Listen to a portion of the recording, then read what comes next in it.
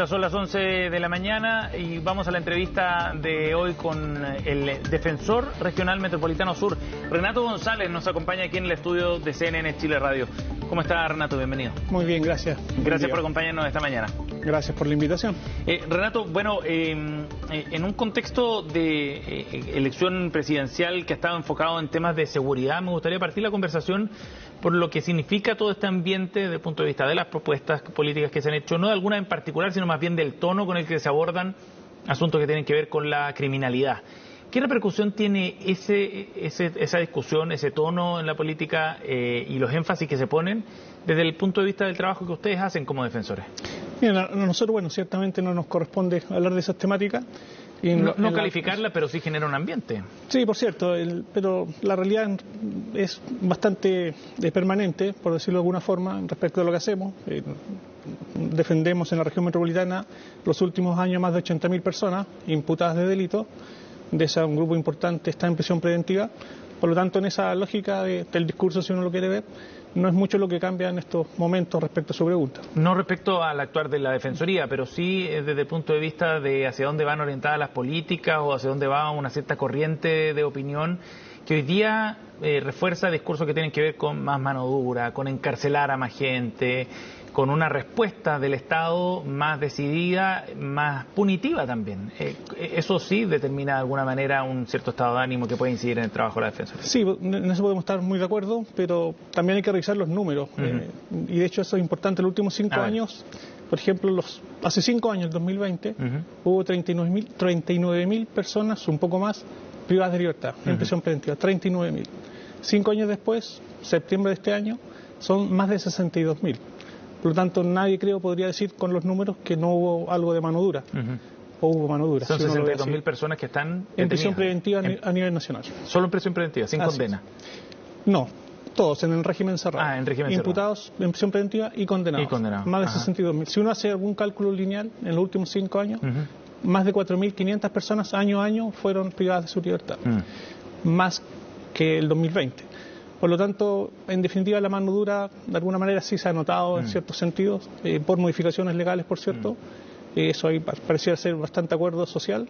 Y en ese contexto, lo que nosotros planteamos simplemente que debemos seguir intentando la presunción de inocencia, no intentando, sino exigiendo que en los tribunales se respete la presunción de inocencia, en las investigaciones del Ministerio Público la objetividad, y que respetemos con dignidad también a las personas privadas de libertad. Claro que sí. Defensor, es súper interesante el dato que entrega, da una dimensión también de cómo ha ido evolucionando la persecución penal, pero detengámonos un segundo en la prisión preventiva en particular. Hoy día, ¿cuál es el diagnóstico que tienen ustedes del uso de esta medida cautelar en Chile? Sí, nosotros somos muy críticos respecto de aquello, sabemos con números objetivos que el número ha aumentado, y en ese contexto siempre invitamos a una reflexión un poco mayor, en definitiva, pensar, ¿siempre es necesaria la prisión preventiva cada vez que la pide el Ministerio Público o podemos discutir algo más de fondo? Lo que uno le exige al final del día a los tribunales es imparcialidad, por cierto, y sabiduría en la decisión, no contra las corrientes de pensamiento político, los pensamientos o la información de los medios de comunicación, sino el caso a caso. Y en ese caso a caso, si uno ve los números, claro, vamos aumentando las personas en prisión preventiva y después lo que dice la Defensoría Penal Pública, cuidado, porque hay muchas personas o algunas personas inocentes, si usted quiere bajar el número, que no debieron haber estado en prisión preventiva. Y ese número también es importante, porque el día que nos toca a nosotros ya queremos otras reglas. Claro, en el entendido de que puede ser como una condena anticipada, ¿no? Sí, claro. Por ejemplo, el año 2024, en la región metropolitana, terminamos más de 90.000 causas. 90.000 causas. De esas 90.000 causas, 10.000 personas estuvieron en prisión preventiva, en algún momento del proceso. ¿Es mucho? Es mucho, porque el 33% de esas personas, más de 3.000 personas, cuando terminó el juicio y fueron condenadas, recibieron una sentencia no de cárcel. Por lo tanto, la pregunta que uno se hace, ¿fue necesario, fue fundamental que en ese periodo del proceso, mientras no se dictaba condena, estuviesen privadas de su libertad? Claro, o sea, estuvieron encarceladas durante el proceso y finalmente no fueron, la condena no ameritaba una pena de cárcel. Así es. ¿Y eso a qué se debe, ese uso excesivo de la prisión preventiva? Bueno, son multifactores en realidad, pero si uno ve en la línea legislativa, se han modificado las leyes los últimos años, los últimos 10 años, digamos, bastante fuerte. Se han restado también facultades a los jueces y juezas respecto de las maneras de sancionar.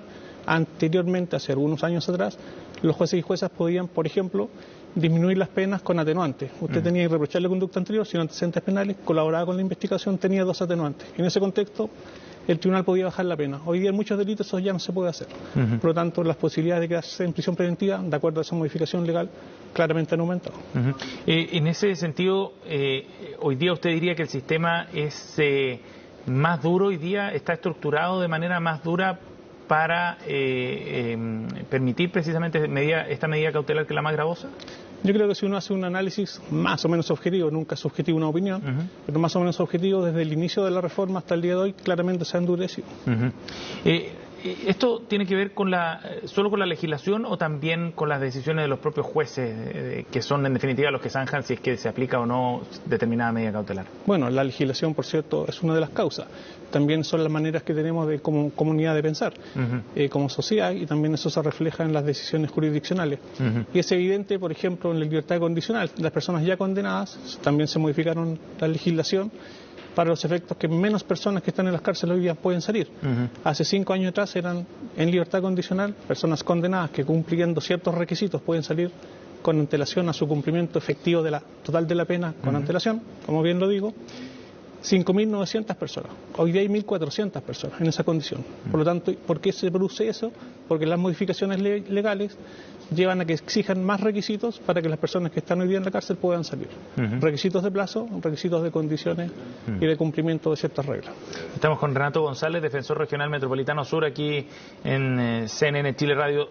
Defensor, y esto, ¿cuánto tiene que ver también con los tipos de delitos que se cometen hoy día en Chile? El crimen también ha cambiado mucho y es de público conocimiento cómo han ido aumentando los delitos de secuestro, de homicidio, etcétera. ¿Eso también incide finalmente, me imagino yo, en las decisiones que se adoptan en los procesos? Sí, es indudable, eso no podemos desconocer, que el crimen organizado existe, que hay que hacer un esfuerzo del Estado, que entiendo se está haciendo, por cierto, para eso detenerlo. Eso es evidente. Lo que nosotros simplemente planteamos es, y doy un ejemplo, si detenemos mañana 15 personas, y decimos crimen organizado, en la mente de todos nosotros decimos, bueno, esas personas tienen que estar privadas de libertad. Claro. Nosotros ponemos en la mesa, si de esas 15, 2 no tenían nada que ver con esa historia, ¿de verdad tenemos la fortaleza para reconocer eso y dejarlas en libertad? ¿O las sumamos simplemente a las 15 porque pareciera ser que el mensaje es mucho mejor? Esos son los temas que nosotros planteamos, caso a caso, persona a persona, en las decisiones que se están tomando en tribunales y lo que por supuesto corresponde a la Defensoría Penal Pública, representar esos intereses. Bueno, y a propósito de ese ejemplo que usted plantea, ¿qué es lo que ocurre hoy día en el sistema judicial chileno respecto a personas inocentes que finalmente están privadas de libertad y luego no son condenadas? ¿Es muy frecuente eso? Eso depende de la mirada, pero no es tan frecuente, pero sí es frecuente. Por lo tanto, al final del día, lo que uno dice, tenemos que tener más cuidado. Las causales por qué eso ocurre son muchas, son variadas, y además que no tenemos en nuestro sistema una fórmula de indemnizar aquello. Las personas simplemente... ¿Qué pasa con esas personas? Bueno, desde la perspectiva tanto institucional y personal, si uno lo quiere hacer así, se destruye bastante esas vidas. Porque al final del día, sin trabajo, a veces sin familia, en condiciones bastante indignas en ocasiones en las cárceles. Bueno. ¿Y el Estado no responde frente a eso? No hay un sistema muy expedito de indemnización. ¿Y qué sucede con esas personas? Sencillamente vuelven a la libertad, pero no hay ningún tipo de compensación por, no sé, el tiempo que hayan estado en la cárcel. No hay ese tipo de compensación y deberán continuar sus vidas de la mejor manera posible. Defensor, ese tipo de situaciones no tiene que ver precisamente con el ambiente público que se ha creado de la discusión pública respecto a la forma en la que están manejándose la crisis de seguridad en el país.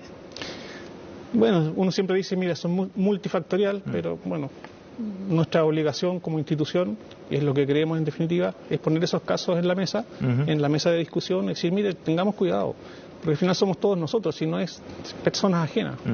Los delincuentes, como se suele referir, son personas como nosotros que cometen delitos, y a veces hay personas que no cometen delitos y que también son tratados como tal.